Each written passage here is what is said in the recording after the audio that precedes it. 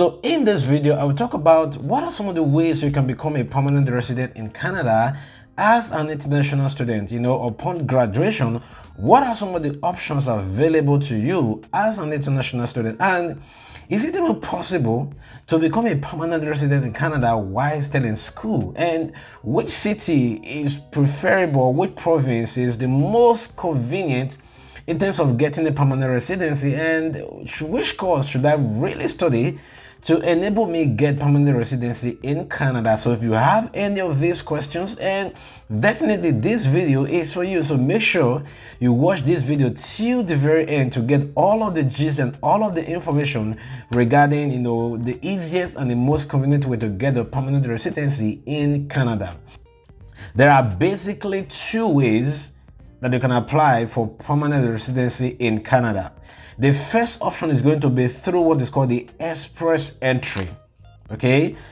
The second option is going to be the provincial nomination. So I'm going to dissect all of this. I'm not a surgeon, but I'll try as much as possible to dissect each of them. Now, let's talk about the express entry. Now, for the express entry, it basically means you have to be on what is called a pool. Okay, so a pool, basically you submit your profile to the express entry pool, and then you fill in all your information, your education background, your credential evaluation if you study outside of Canada, and your English test and everything. You'll be in the pool. So with that express entry, there are three major categories for express entry, right? There is the Federal Skilled Worker Program, there is a Canada Experience Class CEC, and then there is the Federal Skills Trade Program, right? For the Federal Skilled Worker Program, this is something anyone outside of Canada can get. Okay, so for the purpose of this video, I want to just talk specifically about how, as an international student, how you can get to do your express entry. Now, when you finish your program as an international student, you have to do your English test. You don't need credential evaluation if the highest degree is in Canada. Okay, if you have a diploma degree, for example, in Canada, and you have, let's say, a master's, if you want to get a master's if you want to get a point for the highest degree you have, which is the master's, you have to do a credential evaluation if that master's was not done in Canada. But if your highest degree was done in Canada, then you don't need to do an evaluation. Okay, the English test, as of now, it is compulsory. So whether you did an English test before coming to Canada, that one is going to be the general, but academic, right? For the purpose of the PRO, this is not going to be the general for the express entry. So you be in the pool. So the way it works is that when you're in the pool, they're going to ask you a lot of questions. So have you worked in Canada for 1 year? Do you have a foreign experience? So once you are in the pool and you fill out all of those forms based on the questionnaire, they're going to say, oh, you qualify for the Federal Skilled Worker. That is, if before you came to Canada, you worked 1 year, you are already going to qualify for the Federal Skilled Worker. And now if you further work 1 year in Canada, you are now going to qualify for the Canada Experience Class. Now, how do people get their permanent residency even as a student? Now, if you're in Canada as a student, and let's say you've worked in your home country for about 3 to 4 years, and you already have a master's in your country, even while studying in Canada, although you being in Canada and studying is not going to add to your point because it's not completed, but you can be in the pool for the Federal Skilled Worker Program.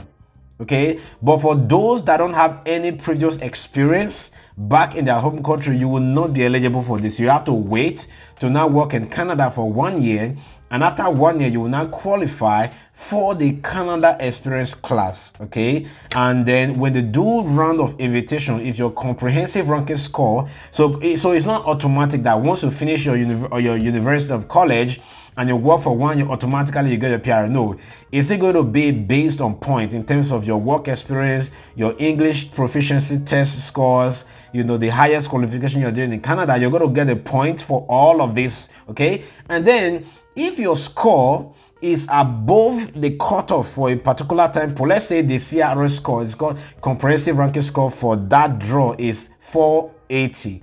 and your score is 490, you're going to get invited.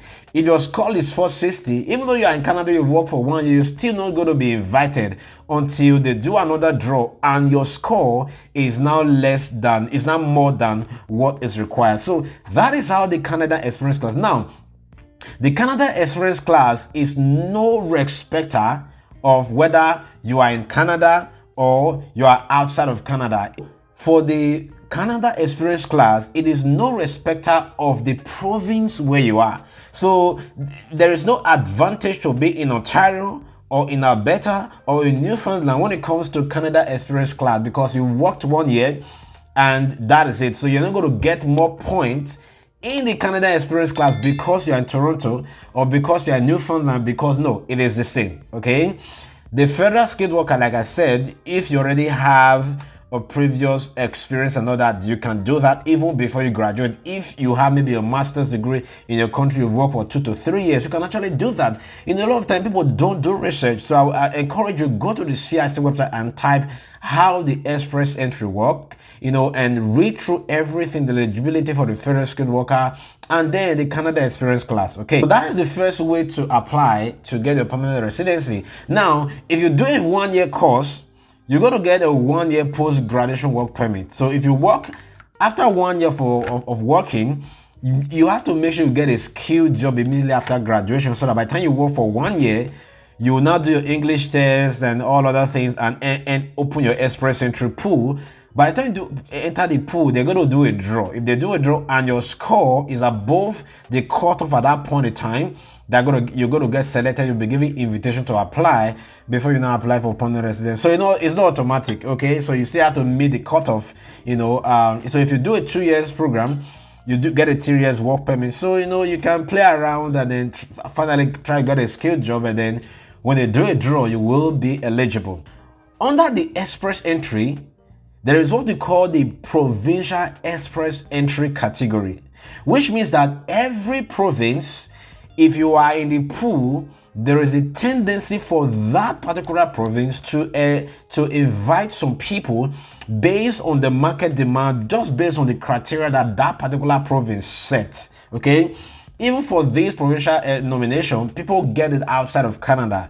But if you study in Canada and you are in a certain province, there is more likelihood that province is going to nominate you through the express entry profile. So you need to have the express entry profile for the province to nominate you through the express entry profile. So how that works is, if the province nominates you, even though your score is 300 or 350 or 400, if the province nominates you, maybe you graduated from the province, now you've worked 1 year in the province, you are in the express entry pool, you must be eligible for either the federal skilled worker, the Canadian Experience class, for them to now consider you. Okay, now when they look at your profile, oh, this person is a civil engineer, we actually need more civil engineer. What happens is that the province is going to give you the nomination of interest, okay, NOI, and they give you that particular form and you apply.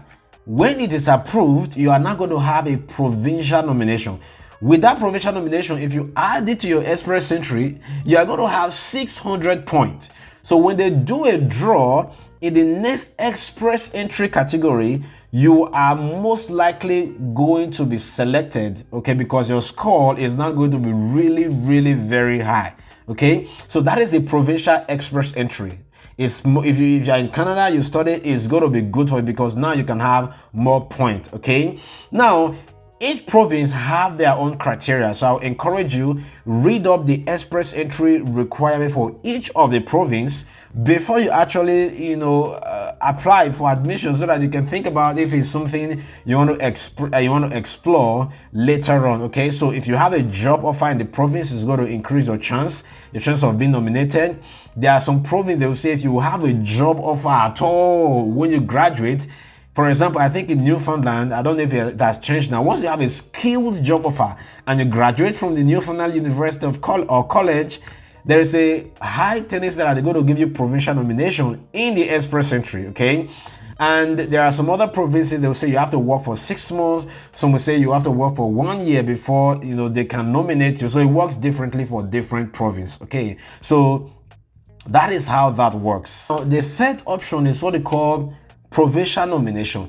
Strictly provincial nomination. For this provincial nomination, you don't need to have an express entry profile. Okay, some of the chances that some of the things that increase your chances of being nominated by the province under the express entry category, under the provincial nomination, if you have a job offer, if you work in the province, you're resident in the province, that can increase the chance of you being nominated by the province. This is you don't need to have an express entry profile for this. You will still need to write an English test for this particular category, but just that it's more flexible. Okay, I know this is where a lot of people kind of start thinking about, in terms of provincial nomination, which province should I choose?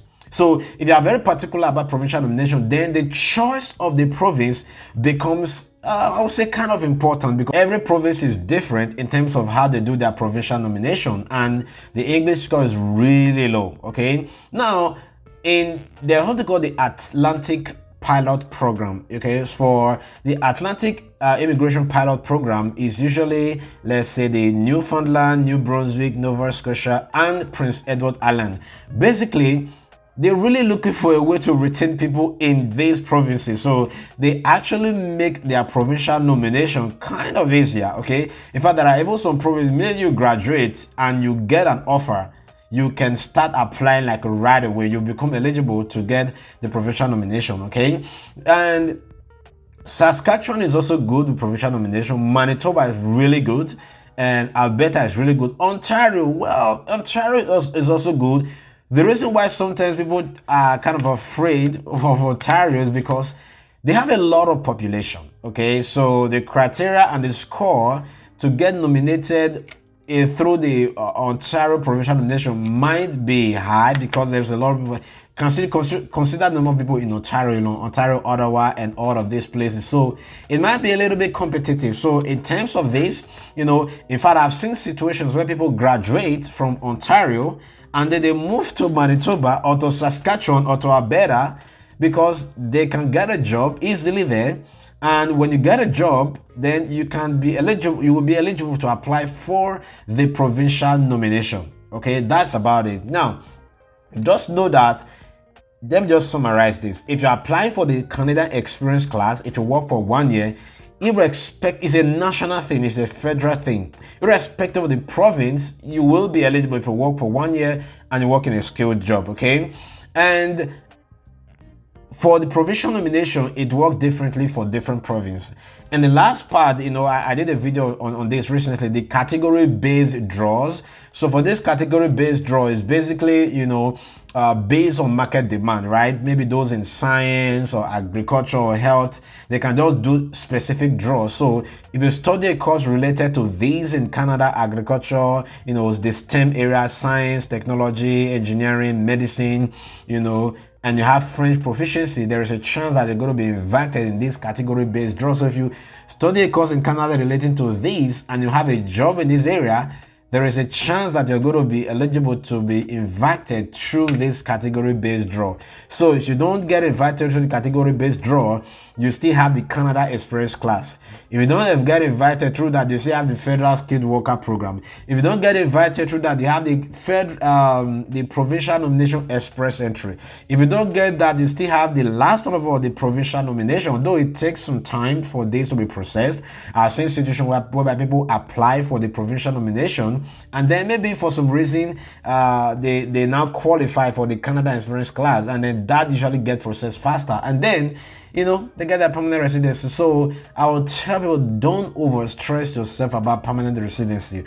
Do your research, know what option is available to you. Do your research even before you graduate, so that you can know what are some of the options available to you, and then you can start planning towards that and think, what do I need to get qualified? And then you can start doing those things, making sure you prepare yourself to be eligible. So if you have any other question about this whole process, leave it in the comment section. And if you're not sure of which province or whatever, just leave a question or the comment in the comment section. I will try to address that. So if you've enjoyed this video, why don't consider liking this video? And then if you haven't subscribed, this is a perfect time to subscribe, so that you'll get notification whenever new videos are released.